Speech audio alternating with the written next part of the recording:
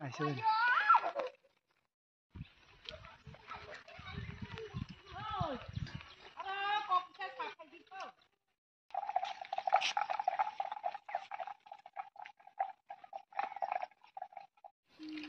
আমরা এই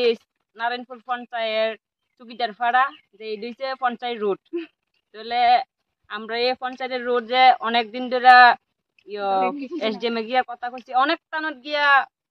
কথা কইছি অফিস আন্দালত গিয়া কথা কইছি কোনো এটা কোনো অ্যাকশন নেওয়া হইতেছে না যে পোলা হয় না স্কুলে যাইতে কষ্ট যে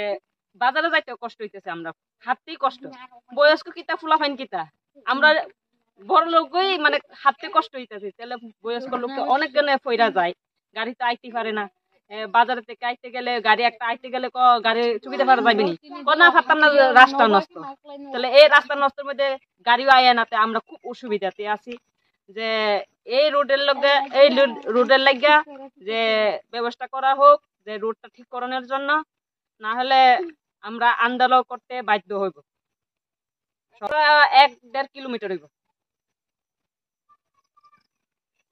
1 কিলোমিটার 1-2 কিলোমিটার রাস্তা যদি হাঁটতে আইতে লাগে চাল মাথা করে আইতে লাগে খুব কষ্ট আমরা আইতে এনারা রোডে গিয়ে পরিশ্রম লাগে দাঁড়ায় দাঁড়ায় আইতে লাগে তো ফুলাবাইন হসপিটালে ইমার্জেন্সি হসপিটাল যদি হয় মানে ইমার্জেন্সি জিনিসটা লইয়া যাইতে পারে না আমরা